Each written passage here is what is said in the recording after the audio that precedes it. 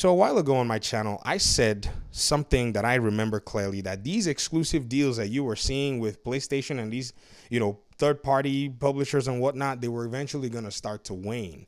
The third-party publishers get money from PlayStation for exclusivity. And at the end of the day, what PlayStation benefits from this is it will use these titles to possibly sell its consoles and sell more units.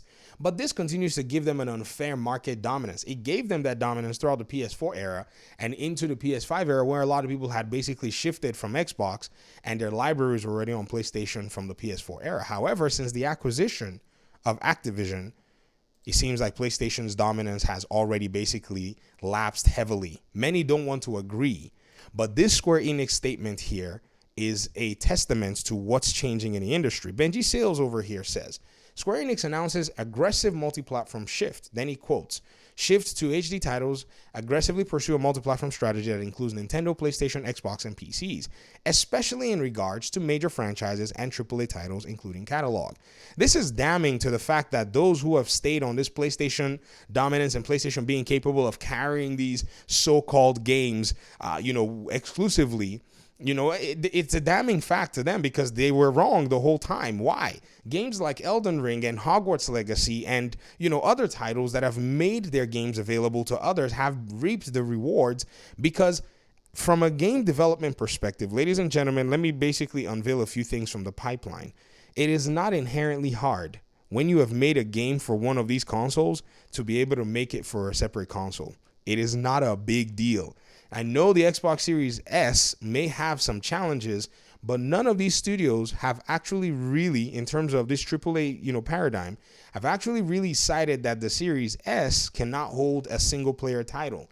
The one time we saw a challenge was Baldur's Gate 3 because of the co-op that was actually there. That was the main piece of the puzzle, and all it needed was just the developers to work on it. And at the end of the day, they got it out in the Series S because Larian did not have the resources. However, Square Enix, being a massive publisher, should not be complaining about resources. That argument doesn't even fly with them. Massive publishers like Warner Brothers Games, that argument doesn't fly for either. So it makes no sense that they actually are in a position where they have to take exclusivity money and not follow the market and risk it, putting their games on possibly PC as well.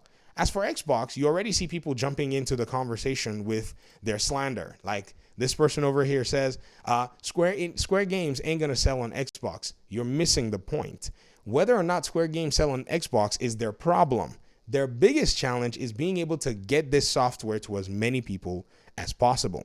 And seeing how they had bricked Xbox a while back because they were enjoying this free money from PlayStation has not necessarily paid out for them. Final Fantasy 16 came out and this game sold 3 million copies. They said it met our, expectations. Well, who knows? You may have had expectations that were as low as 3 or had expectations that were as high as 15. So at some point, it's all corporate speak for the sake of shareholders.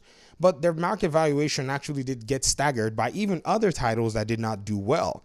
But seeing all of this coming together, it's all a perfect storm. And then seeing how Xbox has gained a lot of relevance, basically starting to make its platform seem strong by just buying things, like just buying Bethesda. Xbox doesn't need your game anymore because now they can sit there and basically dangle Bethesda games if they really wanted to in front of people's eyes. They could basically dangle Call of Duty games in front of people's eyes using Game Pass. Now everyone's going to basically say, man, we got to get our games out there because the future of the growth of the gaming industry is no longer going to follow the linear trajectory that it has where, you got to get this exclusive console so you can get these exclusive benefits. Not anymore. Xbox has gone platform level colossal. Play Xbox on your TV, play Xbox on your oven. If you got a smart oven, play Xbox on your fridge. If you got a smart fridge, freaking play Xbox in your Tesla. If you have a Tesla. That is a very threatening paradigm in the industry, and things are starting to change. And I've always said this. If PlayStation is not ready to do business according to the market, they're going to struggle heavily. In fact, right now I'm laughing at PlayStation going ahead to say, Ghost of Tsushima is not available in these countries that don't have PlayStation Plus. Ladies and gentlemen, you know why they're doing that?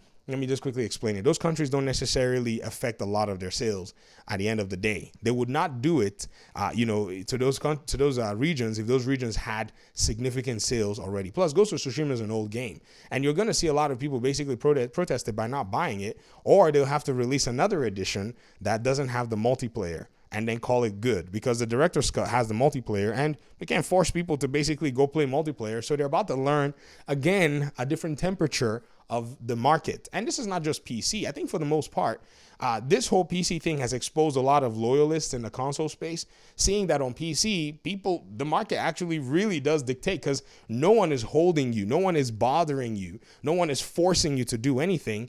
And you basically are in charge of your hardware and the software and what goes on there. You don't have to see anybody else's whatever if you don't want to see it. You don't have to use Steam. You can use good old games where you don't have a launcher. You can download the game files and install them raw on your computer without any problems. How many of you know that? That's something that you could do. So this is basically teaching and saying, hey, man, every consumer has way more in terms of reach, way more in terms of options, if they would just start opening their eyes and seeing what's going on.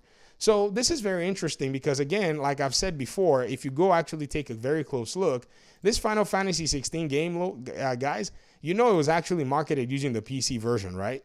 So already there's a Final Fantasy 16 version of the game that exists on PC, but this is just them basically hamstringing themselves because they've signed an agreement and they can't dump this game on PC, whereas Starfield went over there and ate top 10 games of 2023 for just existing on PC. Spider-Man is there trying to break even. Final Fantasy 16 is trying to break even. Even the director of this game, when was talking about the expansion, said, I'll give you guys 1 week to play Elden Ring DLC, knowing specifically that this Elden Ring game is a game that is coming to shatter this so-called exclusive narrative, because making your game available to everybody who knew was profitable.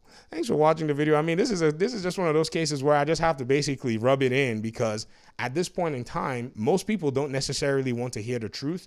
I think they're more interested in, basically holding some kind of, I don't know what it is, loyalty to some corporation.